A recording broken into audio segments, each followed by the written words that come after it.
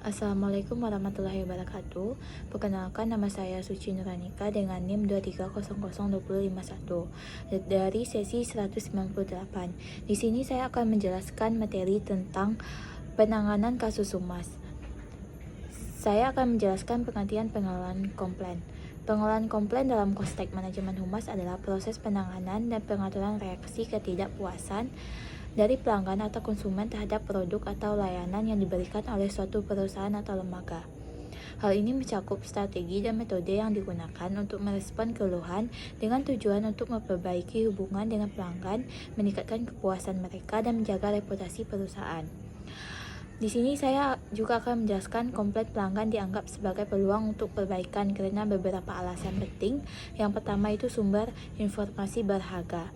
Komplain memberikan data dan fakta langsung dari pelanggan mengenai pengalaman mereka dengan produk atau layanan. Ini memungkinkan perusahaan untuk memahami area yang perlu diperbaiki tanpa harus melakukan penelitian tambahan. Yang kedua itu indikasi ketertarikan pelanggan, di mana ketika pelanggan meluangkan waktu untuk menyampaikan keluhan, itu menunjukkan bahwa mereka masih peduli dan ingin tetap berhubungan dengan perusahaan.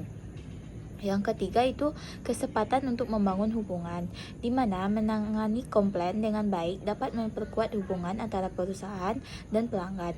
Respon yang cepat dan solusi yang memuaskan dapat meningkatkan loyalitas pelanggan dan menciptakan hubungan yang lebih baik. Dan yang keempat itu meningkatkan kualitas layanan.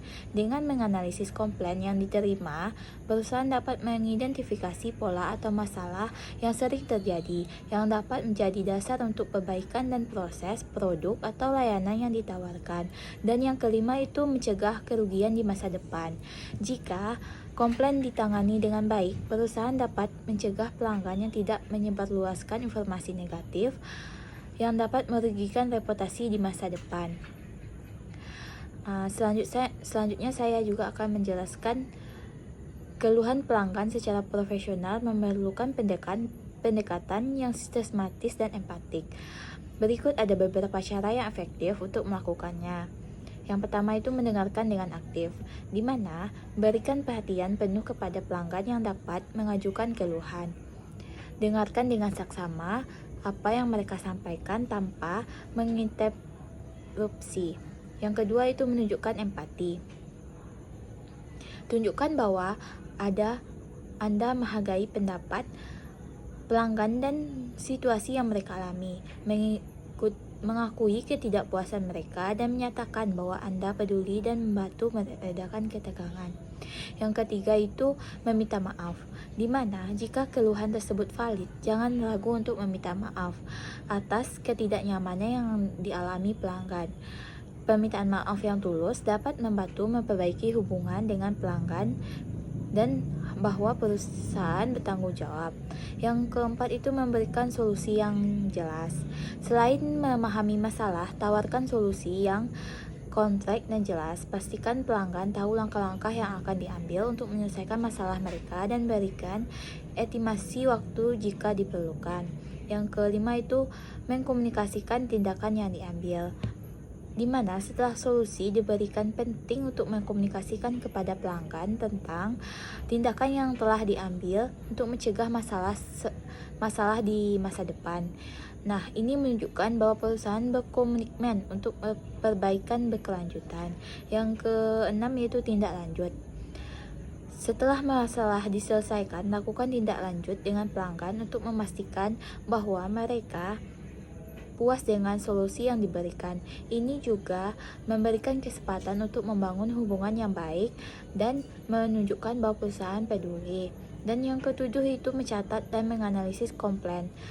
Catat semua keluhan yang diterima dan analisis pola atau tren yang muncul. Ini dapat membantu perusahaan untuk mengidentifikasi area yang perlu diperbaiki dan mengembangkan strategi untuk meningkatkan loyalitas di masa depan. Di sini saya juga akan menjelaskan langkah-langkah dalam mengelola komplain pelanggan, termasuk mendengarkan, menganalisis, dan memberikan solusi. Yang pertama itu mendengarkan dengan aktif. Berikan perhatian penuh kepada pelanggan yang mengeluh. Dengarkan dengan saksama apa yang mereka sampaikan tanpa menginterupsi. Yang kedua yaitu tunjukkan empati dan pengertian terhadap perasaan pelanggan. Ini membantu membangun hubungan yang baik, membuat pelanggan merasa dihargai. Dan yang kedua itu mencatat dan menganalisis komplain, di mana catat detail komplain yang disampaikan termasuk waktu, tempat, dan konteks sama apa yang mereka sampaikan. Yang kedua, dan tunjukkan empati dan pengertian terhadap perasaan pelanggan. Ini membantu membangun hubungan yang lebih baik dan membuat pelanggan merasa dihargai. Yang ketiga itu memberikan tanggapan segera. Segera beritahu pelanggan bahwa komplain mereka telah diterima dan sedang diproses. Nah, ini menunjukkan bahwa perusahaan menghargai masukan mereka dan analisis pola dari komplain yang diterima untuk mengidentifikasi masalah yang sering terjadi. Ini dapat membantu dan menemukan akar penyebab masalahnya. Dan yang keempat itu mencari solusi, di mana tanyakan kepada pelanggan apa yang mereka harapkan sebagai solusi. Ini dapat memberikan wawasan tentang bagaimana perusahaan dapat memenuhi harapan mereka dan tawarkan solusi yang realitas dan sesuai dengan kebijakan perusahaan. Pastikan solusi tersebut dapat diterima oleh pelanggan. Yang keenam itu mengevaluasi dan meningkatkan proses, yaitu setelah menyelesaikan komplain, evaluasi proses penanganan komplain tersebut, identifikasi apa yang berjalan dengan baik, apa yang perlu diperbaiki, dan gunakan informasi yang diperoleh dari komplain untuk meningkatkan produk, layanan, dan proses bisnis secara keseluruhan. Yang ketujuh, membangun hubungan yang lebih baik. Gunakan kesempatan ini untuk membangun hubungan yang lebih baik dengan pelanggan. Tunjukkan bahwa perusahaan berkomitmen untuk memberikan layanan yang lebih baik di masa depan dan pertimbangkan untuk memberikan kompensasi atau insentif sebagai bentuk permohonan maaf jika sesuai untuk meningkatkan kepuasan pelanggan.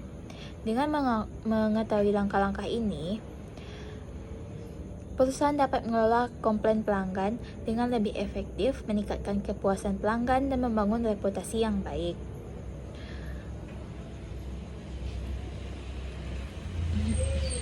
Di sini saya juga akan menjelaskan beberapa alasan mengapa pelanggan tidak menggunakan produk atau layanan. Yang pertama itu ketidakpuasan terhadap kualitas produk, di mana pelanggan mungkin merasa bahwa produk yang mereka terima tidak sesuai dengan ekspektasi atau deskripsi yang diberikan.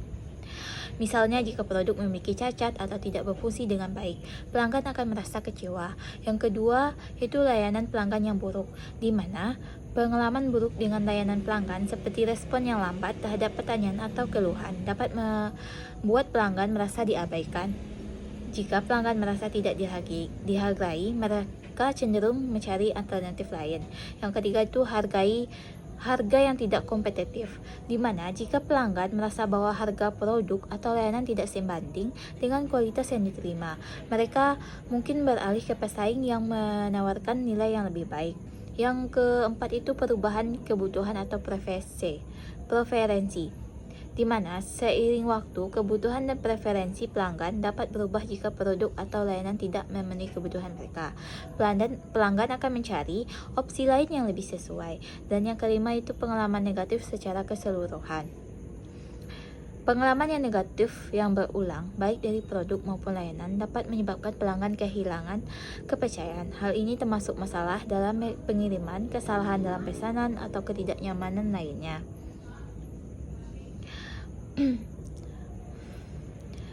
Selanjutnya, saya juga akan menjelaskan contoh komplain pelanggan yang umum terjadi. Yang pertama itu kualitas produk. Pelanggan mengeluh bahwa produk yang diterima tidak sesuai dengan yang diharapkan.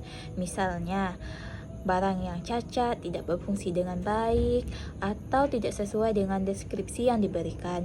Yang kedua itu layanan pelanggan. Pelanggan merasa tidak puas dengan layanan yang diberikan oleh staf, seperti sikap yang tidak ramah, kurangnya pengetahuan tentang produk, atau tidak adanya bantuan saat dibutuhkan. Yang ketiga itu keterlambatan pengiriman. Pelanggan mengeluh bahwa pesanan mereka tidak tepat waktu, yang menyebabkan ketidaknyamanan atau kerugian bagi mereka. Yang keempat itu kesalahan pesanan. Pelanggan menerima produk yang salah atau tidak sesuai dengan apa yang dia pesankan, seperti ukuran, warna, jenis produk yang berbeda. Yang kelima itu harga yang tidak jelas. Pelanggan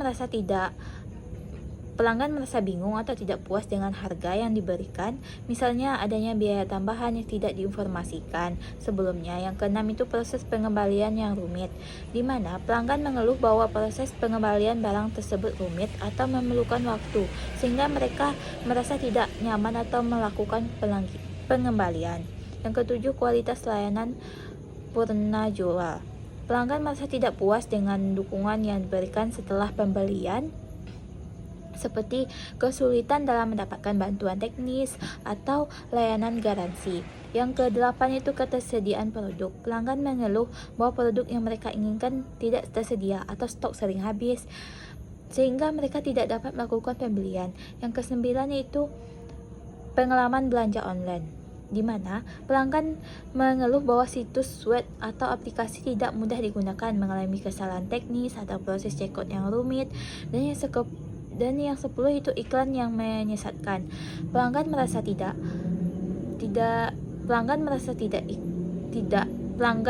bahwa iklan atau promosi yang ditawarkan tidak sesuai dengan kenyataan. Misalnya produk yang dijanjikan tidak sesuai dengan yang diterima. Dengan mengelola komplain ini dengan baik, sangat penting untuk menjaga kepuasan pelanggan dan membangun hubungan yang positif antara perusahaan dan pelanggan.